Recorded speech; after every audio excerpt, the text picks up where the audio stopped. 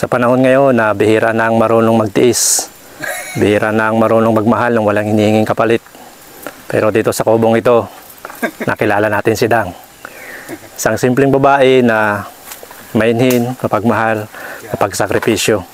Sa murang edad ni Dang na 27 years old, nagmahal siya ng 85 years old. Pero dito sa kubong ito, dito sila tahimik, payapang naninirahan. Nakikita natin si Dang, pagod man siya, maraming ginagawa, pero hindi siya nagrereklamo. Marami tayong natutunan kay Dang ngayon. Ay, hindi kailangang mayaman para maging masaya, di ba? Na hindi kailangang perpekto ang buhay para maramdamang may biyayang dumarating sa araw-araw. Kaya kung minsan pakaramdam mo, mahirap ang buhay, daming problema, alalahanin mo si Dang. Dahil sa mga katulad ni Dang, naaalala natin na ang tunay na kayamanan sa mundo ay hindi nasusukat sa laki ng bahay, kundi sa lawak ng puso.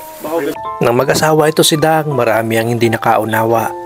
Marami ang nagsabi na bata pa siya, sayang siya, bakit sa matanda siya sumama.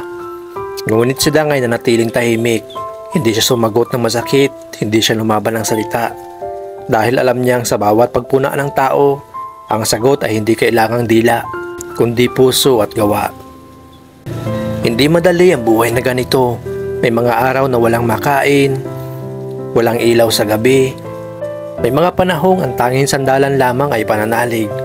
Pero kahit ganon, hindi sumusuko si Dang.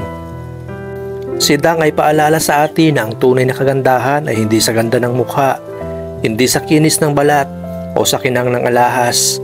Ang tunay na kagandahan ay nasa puso. Sa pusong marunong magmahal ng tapat, sa pusong marunong magtiis, at sa pusong kayang tumayo kahit ilang ulit ng nadadapa. Ang kanyang buhay, simple lang. Ngunit sa likod ng simpleng pamumuhay, mayroong kayamanan na hindi mabibili. Ang pagmamahal ng isang ina, ang katapatan ng isang asawa, at ang tapang ng isang babae na marunong tumindig sa gitna ng unos. Kaya kapag nararamdaman mong mabigat ang buhay, alalahanin mo si Dang, ang babaeng piniling magmahal kahit mahirap, ang inang nagtaguyod ng pamilya kahit kulang ang lahat, ang taong hindi kailanman nawala ng pag-asa. Si Dang, isang simpleng babae mula sa bundok, ngunit sa puso niya nakatira ang isang aral na dapat nating dalhin, na ang totoong tagumpay ay hindi nasusukat sa kayamanan, kundi sa kabutihan ng puso at katatagan ng loob. Tahimik man ang mundo ni Dang, ngunit sa katahimikang iyon sumisigaw ang mensahe ng buhay, na sa bawat hirap may pag-asa, bawat luha may tapang, at sa bawat babaeng tulad ni Dang, nandun ang liwanag na patuloy na nagbibigay ng inspirasyon sa ating lahat.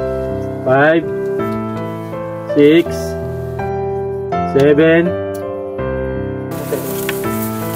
Mabuto sa plastic. Ito siya. Saan sa sakong nakaipuloy? Kiling. Okay. Mga dalawang pa lang, kako. Nililipit na pala si Dang. Bumuhat ka na ng ano yan, yung nakaimpaki. Balik. Narangan na.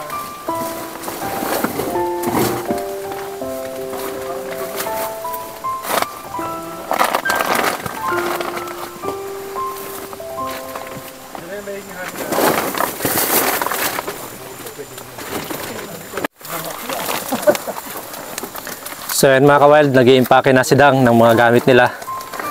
Simpon-simpo lang, ngayong araw din talaga ang plano nilang umalis, lumipat na ng bahay. Abuti na abutan natin sila mga ka-wild.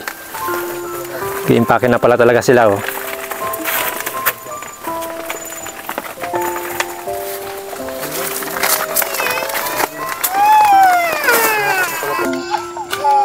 Lang. Bigat lang, akin yung isa.